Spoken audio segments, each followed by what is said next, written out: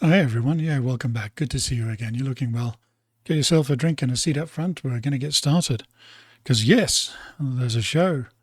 It's all been happening and now you want to know. But before we can start, we must begin with hello. My name is Sean, your host and fellow. Now grab hold your beverage, your mind just as quick. We're building up for our best sip. So join me now for the greatest pleasure where we unwind this world together. It's time now. It's time for the sip. Let's do it now. Let's do it quick. Go! Ah, delicious. Well, in Madrid in Spain, a man spends 5 years secretly attending a company meetings after quitting job. Former colleagues were stunned after discovering that a man had continued attending his old company's weekly online meetings for nearly 5 years after leaving the organization. The incident came to light when the firm conducted an internal software audit and noticed a familiar name appearing in meeting attendance logs despite no longer being employed there. According to company officials, the man had resigned years earlier, retained access to recurring meeting invitations, and simply kept joining. What made the situation remarkable was that nobody noticed. Witnesses said that he rarely spoke and generally appeared as a muted participant in the corner of video calls. Employees assumed that he worked in another department, had transferred internally, or was a contractor. New hires often believed that he was senior management because he never introduced himself and nobody questioned his presence. The deception reportedly continued through organizational restructures, management changes, and several generations of employees. One worker later admitted, "I thought he was important because nobody ever asked who he was." The situation finally unraveled during the meeting when a recently hired manager asked a simple question. "Sorry, which team are you on?" According to attendees, the man paused before replying. "None. I left in 2019. The meeting reportedly fell silent. An investigation found no malicious activity, and the former employee stated that he initially joined out of curiosity after leaving but found the meetings entertaining and continued attending. He reportedly listened to project updates, watched organizational politics unfold, and occasionally learned about company decisions before some current employees. One executive described the discovery as deeply concerning and, unfortunately, very funny. Online reaction was immediate. Commentators described the man as a corporate ghost, an NPC who never despawned, and the longest-running spectator sport in business history. The company has since tightened access controls, and the former employee reportedly said he misses the meetings but is enjoying his retirement from a job he technically stopped doing years ago. Well, if I hadn't seen the word company in there, I would have assumed that story would have been about a government worker. From ground news, over in the UK, a man is to appear in court over a knife attack that sparked protests. A 30-year-old Sudanese man will appear at Belfast Magistrates Court on Wednesday, charged with attempted murder following Monday's stabbing in North Belfast that left a victim in serious condition. Police services in Northern Ireland, Police Service of Northern Ireland Assistant Chief Constable Ryan Henderson stated there is no indication that the Monday attack was terror-related, with video evidence captured near Kinnaird Avenue. Demonstrations against immigration descended into disorder on Tuesday, with a mass group of about 100 people attacking houses on Newtownards Road and setting fire to vehicles, including a bus. Condemning the violence as outright thuggery, First Minister Michelle O'Neill and Deputy First Minister Emma Little-Pengelly stated that targeting innocent families is utterly wrong, which it is. Northern Ireland Secretary Hilary Benn warned that disorder damages communities, as Northern Ireland Fire and Rescue Services crews managed a busy evening responding to a high volume of fire calls across the Greater Belfast area. This is following on from the story yesterday about a black Sudanese migrant who attacked a white guy named Stephen Ogilvie in Belfast. This triggered a series of riots across the city. Masked men firebombed a bus and various buildings. They're apparently looking for HMOs that house migrants. In the UK, HMO is called a house of multiple occupancy. It's basically, normally it's an old converted house, basically, that's just been converted into smaller communal flats. There's normally like a bedroom and a bar, and if you're lucky, you get a bathroom as well. Usually shared kitchen areas. Usually they share a bathroom as well, and then sometimes a shared living area. It's usually the cheapest option, to have a place to live with an address, without committing to a full house, for example. Which is why they tend to be favoured by migrants and people on low income. I actually stayed in one when I originally was in the UK, or early on in the UK. So masked men have been targeting this housing, and I definitely don't condone violence. No violence should be done at all, in my opinion. But people look like they've had enough of the migrants at the moment. And that's really just you can't blame the migrants themselves. It's actually a direct result of bad government policy. Really is very little value in forcing foreign, uneducated, uncivilized people into an educated and civilized society. And obviously they're there for the benefits. So why the UK government can't close the borders properly? So why can't the UK government close the borders properly? I mean, besides the fact that they probably couldn't even defend the UK against a hostile power at the moment, it has to be intentional. And, they're importing voters, which is a similar pattern that we've seen in other countries. The original story itself does actually get worse. The white guy was the white guy that the Sudanese migrant attacked had apparently been trying to help him actually move in. He is reportedly Stephen apparently has learning difficulties and has some hearing problems. Neighbours described him as a vulnerable man, but clearly he had a good heart. He was trying to help the guy out. But then this migrant vulture decided to jump him and start slashing him in the face with a Stanley knife. And started cutting out his eyes, so the poor guy, it's actually been confirmed now this morning that he's blind now as well. He's lost his left eye entirely, and his right eye was so badly damaged he can't see through it. And then this mentally ill Sudanese man tried to behead the guy, which is crazy in a Western society. Something so a country as forward, or supposed to be as forward thinking as like the UK. It was only the people around him that intervened to save him. I think they had to use a hockey stick to get him off, basically. It's completely sick and twisted that the government tries to defend this kind of thing. Of course, they're going to try and deflect and say, it's just one isolated incident, but they're still trying to push this overall program of welcoming illegal immigrants in, and that is only going to continue to cause more bother, especially when it's indiscriminate in allowing anybody in. There are people of different levels in the world, and some of them are more aggressive, more mentally ill than others. And when you just let people in, they're going to bring their problems with them. So that also bleeds onto another related story to yesterday, and this is from The Independent. Tech firms must act to stop the spread of illegal content in a crisis, Watchdog says. The communications watchdog has told technology platforms that they must have a plan in place to act quickly to stop the spread of illegal content in a crisis such as a terror attack. Ofcom said that illegal content going viral online can pose a serious threat to public safety, citing the riots which broke out after the Southport murders in 2024.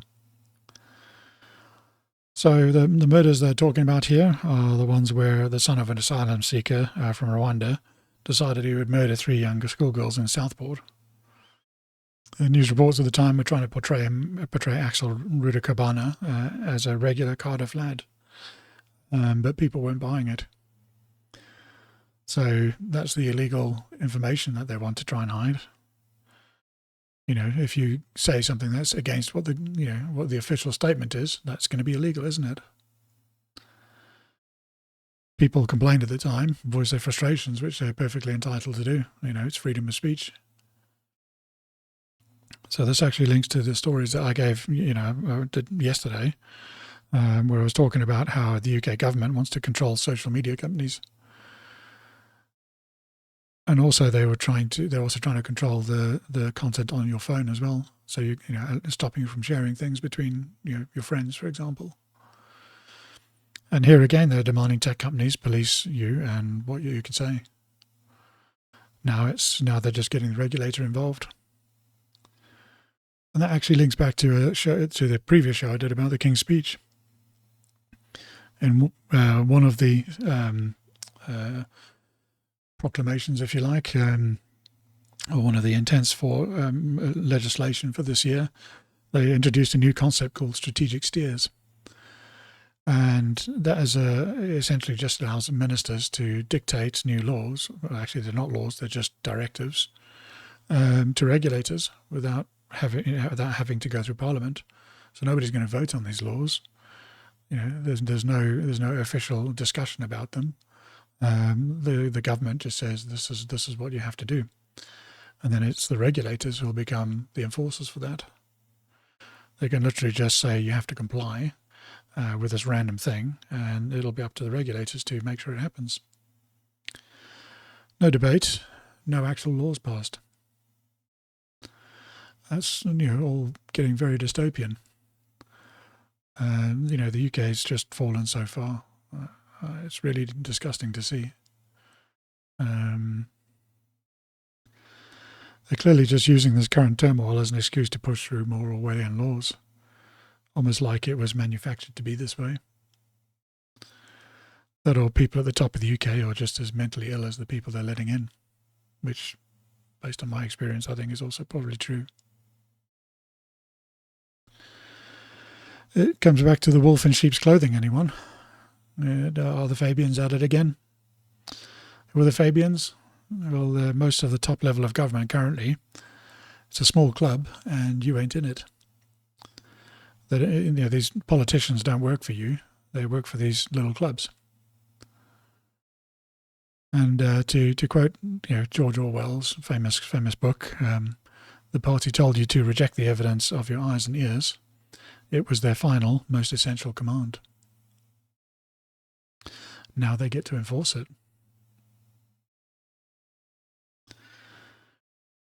Well, after all these brutal migrant murders, the 3 girls in Southport, Henry Novak in Southampton, and now Stephen Ogilvie in Belfast, all the criticism of the police response and the racist training in particular, you'd think that things would be changing course. Well, this one from GB News. Police forces hiring diversity officers on £75,000 salaries despite local crime rates soaring. Police forces are hiring diversity officers with £75,000 salaries as politicians have slammed the unacceptable use of taxpayers' money.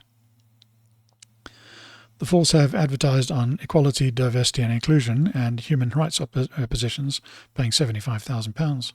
Another role, paying £64,000, is a culture and inclusion lead within the police. I think that's probably about twice as much as a regular, police officer gets paid. Such roles have come under fierce scrutiny from politicians as crime rates are rising, with critics suggesting the money should be spent on making Britain streets safer. Officers in the force have suggested they fear being accused of racism so much that they would rather mishandle a murder investigation than be in breach of diversity guidelines, the Telegraph has revealed. So no, it doesn't look like they're trying to change course. It looks actually like they're trying to double down, and train even more races. Any policy that says that you have to treat people differently based on their skin color is by definition racist. Hiring more people to enforce that messaging is also by definition racist. So yeah, I think there's still a long road to go in the UK. Over on X, Owen Gregorian is reporting, and this is at least a slightly happier story. Honeybees inspire a super efficient navigation system for drones, reports Itido Uko of New Atlas. Honeybees routinely travel up to 2 miles from their hive in search of food before returning home, with remarkable accuracy. Relative to its body size, this is comparable to a human travelling hundreds of miles and finding their way back without a map, compass, GPS or smartphone. Despite possessing brains smaller than a sesame seed, bees accomplish this feat with astonishing efficiency. Now researchers have adapted those same biological principles into a drone navigation system that can guide lightweight flying robots home using just 42K of memory.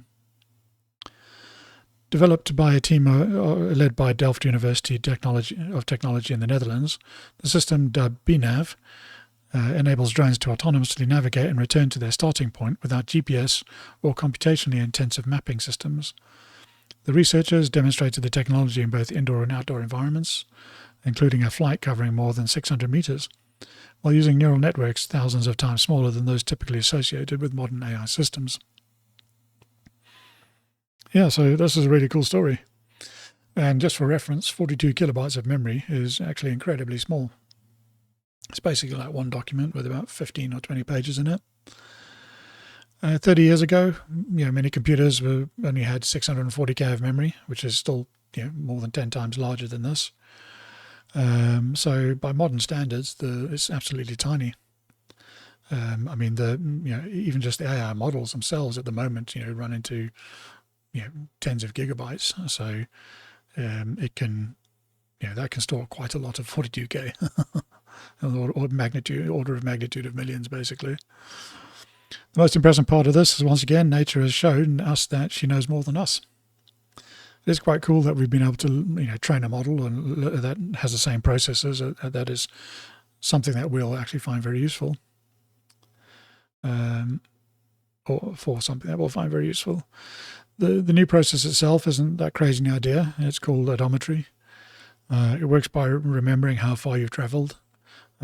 So imagine counting the steps as you walk along, and then you just reverse that as you go back. The problem with flight, though, is that you don't really have a firm reference point, so as you're just bobbing around in the air.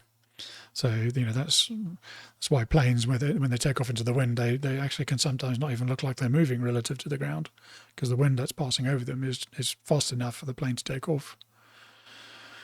So what do the bees do to So what do the bees do to kind of get around that? Well, they have a little recon flight just before they leave the nest, it is a nest, isn't it? Just before they leave the hive. Sorry, and then they proceed on to the main flight.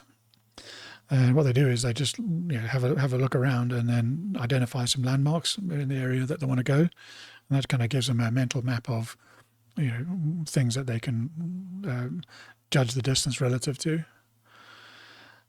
So that gives them some reference points, so they can figure out how to get back, basically, from there. It's a simple idea, but relatively cheap to implement. So yeah, that's something that's really cool.